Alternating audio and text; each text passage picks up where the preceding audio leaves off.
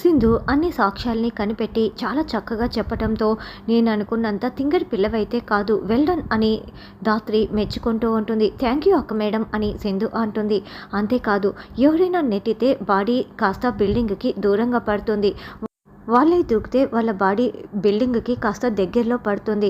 ఇది కూడా ఒక రీజన్. ఈ బాడీ బిల్డింగ్కి కాస్త దూరంలో ఉంది, ఫోర్స్ వల్ల దూరంలో పడి ఉంటుంది. ఇవన్నీ కూడా మన అనుమానాలు మాత్రమే.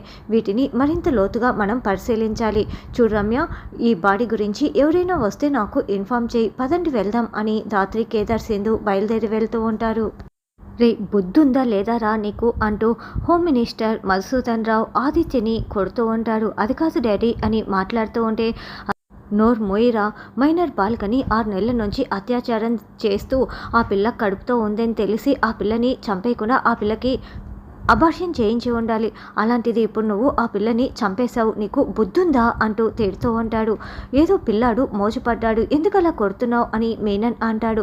లేకపోతే ఏంటి, నేను ఎలాగూ సీఎం కుర్చీలో కూర్చోలేకపోయాను, నా తర్వాత వీడిని నా స్థానంలో నిలబెట్టి సీఎం కుర్చీలో కూర్చోపెడదాం అనుకుంటే ఇప్పుడు వీడు ఫోక్సో కేసులో జైలుకు వెళ్తే ఇంకేమైనా ఉందా అని మధుసూదన్ రావు అంటాడు.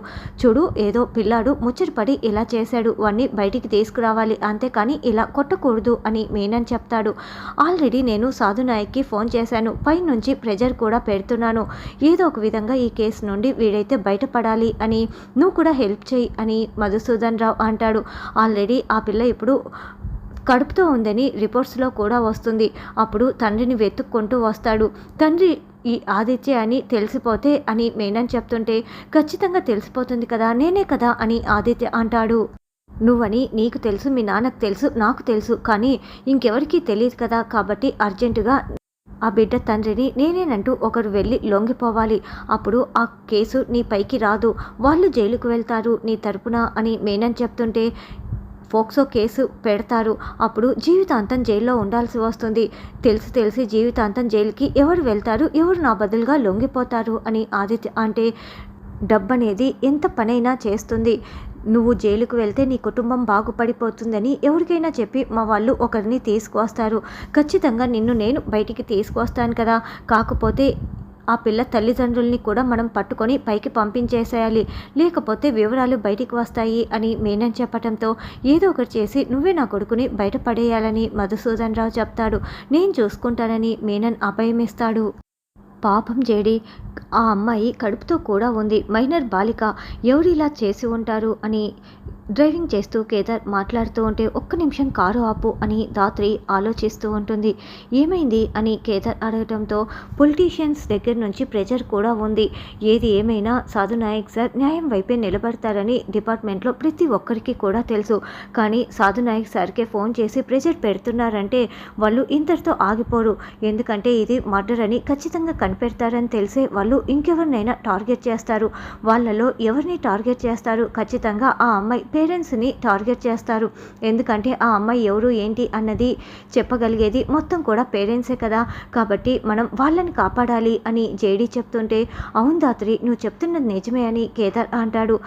మీనన్ కూడా కారులో వెళ్తూ, రే ఏంటి, ఆ అమ్మాయి పేరెంట్స్ని కనిపెట్టావా, ఇంటి దగ్గర ఉన్నారా అని మీనన్ అడగడంతో, లేదు బాయ్, వాళ్ళు ఎక్కడికో హడావిడిగా వెళ్ళారంట, నేను తెలుసుకోలేకపోతున్నానని రౌడీ చెప్తాడు.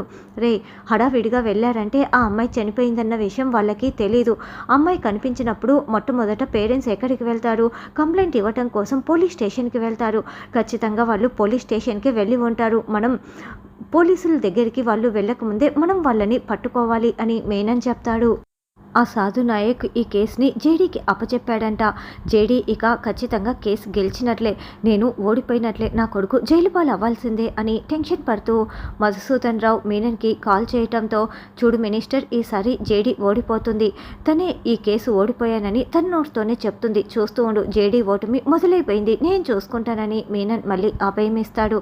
సార్, మనం అర్జెంటుగా ఆ అమ్మాయి పేరెంట్స్ని కాపాడాలి అని జేడీ మొత్తం వివరంగా చెప్పడంతో, కానీ ఇంతవరకు ఆ అమ్మాయి ఎవరన్నదే తెలియలేదు, మరి పేరెంట్స్ని కనిపెట్టడం ఎలా అని సాధు నాయక్ అంటే, సార్, ఆ అమ్మాయి ఫోటోని మనం అన్ని స్టేషన్లకి పంపించాం కదా, ఎక్కడైనా మా అమ్మాయి కనిపించట్లేదని తల్లిదండ్రులు కూడా వచ్చి కంప్లైంట్ ఇస్తారు కదా సార్, అప్పుడు ఈజీగా తెలిసిపోతుంది అని జేడీ చెప్పడంతో ఆల్రెడీ ఆ పని చేశాను కానీ తెలియలేదు అని సాధు నాయక్ చెప్తుండగానే సాధు నాయక్కి ఒక ఫోన్ కాల్ వస్తుంది. 1 మినిట్ అని ఫోన్ మాట్లాడి, గుడ్ జేడీ, ఆ అమ్మాయి పేరు పద్మ అంట. ఇప్పుడే వాళ్ళ తల్లిదండ్రులు ఆ అమ్మాయి కనిపించలేదని స్టేషన్లో కంప్లైంట్ ఇచ్చి వెళ్ళారంట. మనం ఫోటోలు పంపించిన స్టేషన్ ఎస్ఐ అక్కడ స్టేషన్లో లేకపోవటం వల్ల ఇన్ఫర్మేషన్ కొంచెం లేట్ అయింది అని సాధునాయక్ చెప్పడంతో, సార్ మేము కూడా అక్కడికి కాస్త దూరంలోనే ఉన్నాము, ఇప్పుడే వెళ్తున్నాం అని జేడీకేడీ చెప్తారు. ఏమే ఏడవకే, మన పద్మ ఖచ్చితంగా కనిపిస్తుంది అని నారాయణ భార్యకి ధైర్యం చెప్తూ ఆటోలో వస్తూ ఉంటారు. ఈ లోపల రౌడీ దగ్గర నుంచి ఇన్ఫర్మేషన్ రావటంతో, అంటే వాళ్ళు స్టేషన్లో కంప్లైంట్ ఇచ్చేశారా, సరే నేను చూసుకుంటాను అని మీనన్ వాళ్ళ ఆటోకి ఎదురుగా వస్తూ ఉంటారు. ఈ లోపల దాత్రి నుంచి ఫోన్ కాల్ వస్తుంది. చూడండి, నేను పోలీస్ని మాట్లాడుతున్నాను, మీ ప్రాణాలకి ప్రమాదం ఉంది. చూడండి, మీరు పద్మ తల్లిదండ్రులు నారాయణే కదా, ముందు మీరు అక్కడి నుంచి పారిపోండి, మీరు వెళ్ళొద్దు అని మొత్తం చెప్తూ ఉంటే, ఎందుకమ్మా మా ప్రాణాలకి ప్రమాదం ఎందుకు అని అతను టెన్షన్ పడుతూ అడుగుతూ ఉంటాడు.